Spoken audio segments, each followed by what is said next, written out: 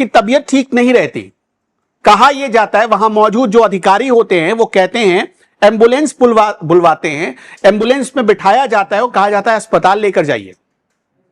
वो लड़की अस्पताल जा रही होती है इस उम्मीद में कि वो ठीक हो जाएगी, लेकिन तभी उसके चेहरे पर स्प्रे मारा जाता है, उसे बेहोश कर दिया जाता है। सोचिए, वो लड़की होश में थी, उसे बेहोश किया जाता है और बारी बारी से एम्बुलेंस में मौजूद 4-5 लोग उसके साथ घिनौनी हरकत को, घिनौनी वारदात को अंजाम देते हैं।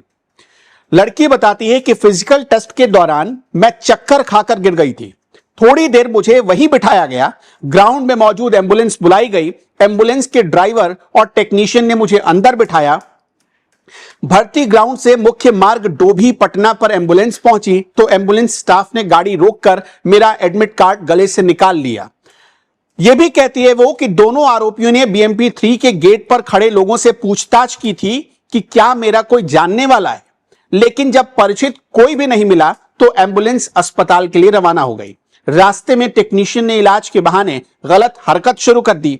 टेक्नीशियन ने मेरे चेहरे पर स्प्रे मारा, जिसके बाद मैं पूरी तरह से बेहोश हो गई। मुझे थोड़ी आवाजें सुनाई दे रही थी। इसी दौरान चलती एम्बुलेंस में टेक्नीशियन ने दुष्कर्म किया।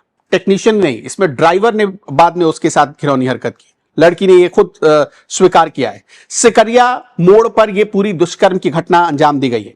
अब सीसीटीवी फुटेज पुलिस ने खंगाले हैं। 2 आरोपियों की गिरफ्तारी हुई है, लेकिन हिम्मत कैसे हुई? जिस सरकार ने खुद को यह तमगा दे दिया था कि यह सुशासन बाबू की सरकार है, सुशासन राज है, जहां कभी पुलिस की हनक की वजह से अपराधियों के पांव कांपते थे, वहां पर ऐसी घटनाएं आम बन गई हैं।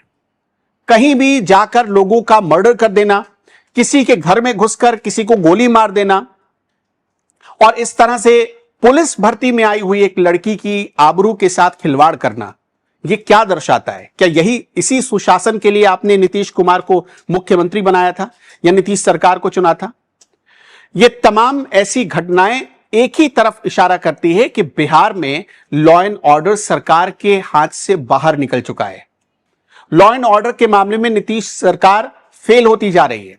अंदाजा लगाकर देखिए, अगर आप पिछले 6 महीनों के आंकड़े निकालेंगे तो 1000 से ज्यादा मौतें हो गई, 1100 से ज्यादा मौतें हुई हैं, हत्याएं हुई हैं। ये घटनाएं साफ तौर पर कहानी बयां करती है कि बिहार में कुछ बड़ा करने की आवश्यकता है। अब वो चाहे जिस पार्टी की सरकार करे, लेकिन लॉ एंड ऑर्डर के मामले में बिहार इस वक्त बिल्कुल बिगड़ चुका है। आपका क्या मानना है? आप क्या सोचते हैं? कैसे इस बेटी को इंसाफ मिले? इस पर क्या करना चाहिए बिहार की सरकार को? हमें कमेंट में जरूर बताइएगा। 24/7 को बोधगया बीएमपी 17 परिसर में होमगार्ड अभ्यर्थियों की बहाली परीक्षा के दौरान दौड़ के बाद एक महिला अभ्यर्थी जो है मूर्छित हो गई थी और मैदान पर ही उसको फर्स्ट एड दे करके रिकवर कराने का प्रयास किया गया, लेकिन बाद में उनको अस्पताल ले जाने की नौबत आई और एक सरकारी एम्बुलेंस 102 से उस महिला अभ्यर्थी को सदर एएनएमसीएच भेजा गया।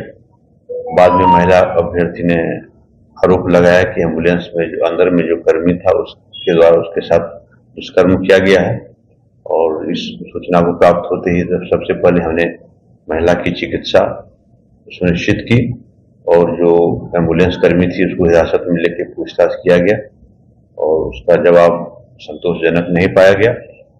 डॉक्टर से भी विस्तृत चिकित्सकीय जांच की मांग की गई और उन्होंने भी दुष्कर्म की पुष्टि की है और इस आरोप में एम्बुलेंस चालक और उसका जो टेक्नीशियन है उसको गिरफ्तार किया गया है और अब तक कार्रवाई की जा रही है।